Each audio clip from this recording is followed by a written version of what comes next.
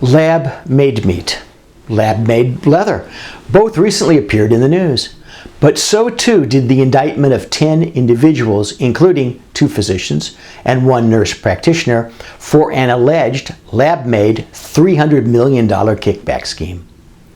According to an indictment announced by the U.S. Attorney's Office for the Northern District of Texas, the conspiracy involved clinical lab kickbacks disguised as legitimate business transactions.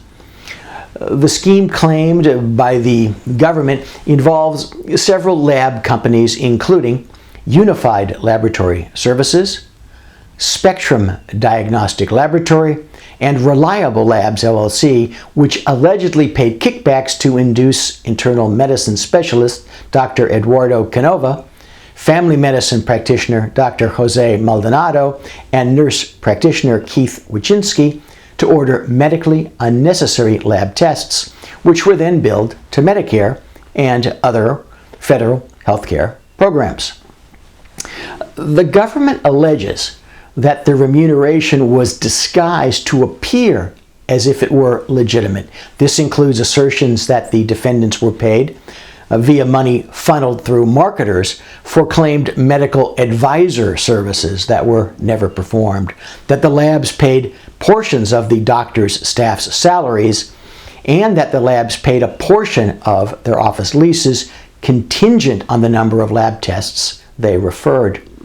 Of particular interest to physicians who would never consider becoming involved in any of the alleged activity, but might have been interested, even if momentarily, in physician-owned lab models, the government also alleges that Jeffrey Madison, the founder of United Laboratory Services and Spectrum Diagnostic Laboratory, convinced the co-founders of Reliable Labs, LLC, Bibi Kurian and Abraham Phillips, to convert Reliable into a physician-owned lab.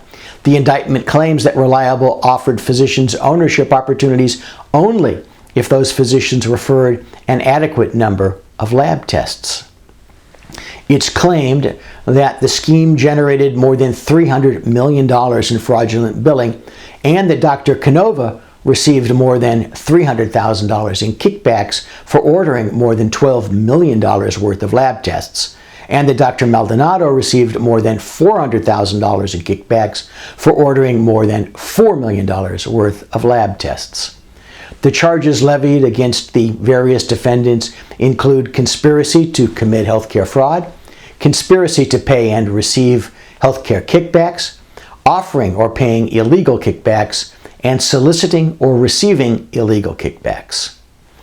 If convicted of the alleged conduct, the defendants face up to 55 years or more in federal prison.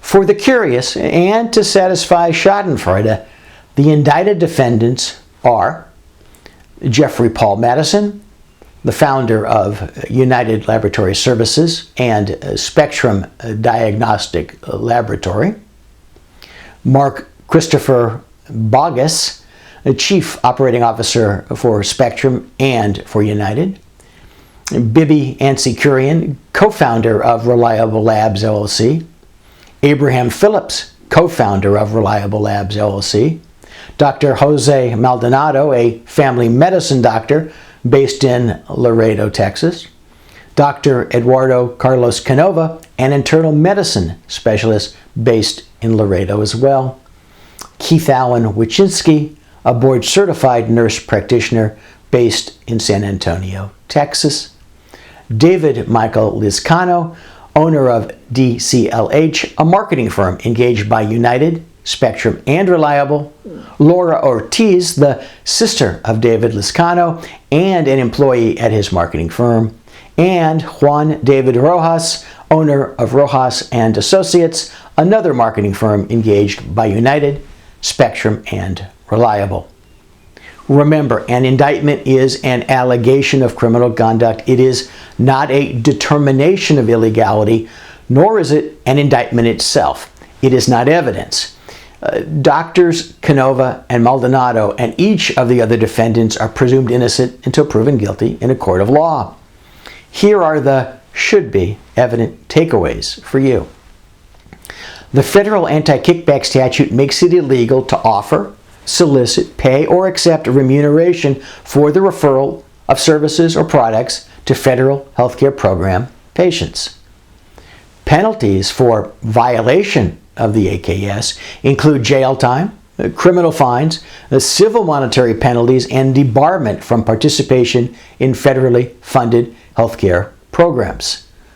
What passes as common knowledge in this area does not come close to comprehending the complexity of AKS compliance. Certainly, any payment in cash or in kind, such as for rent or staff salaries, in connection with a referral arrangement, should easily be seen by you for what it is, a kickback.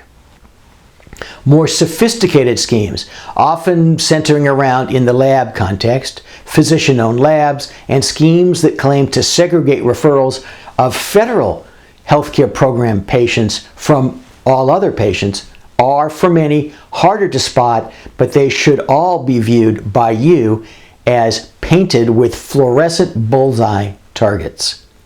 In my experience, the other party to one of these deals often claims, rightly or wrongly, that the deal has been approved by our healthcare council. Maybe they're lying. Maybe they're telling the truth and their lawyers are clueless. The lawyers certainly won't go to jail for their client. Be very, very careful when entering into any arrangement with a referral source or a recipient of your referrals. Get experienced healthcare counsel involved at the earliest point in time, and that means before you do it.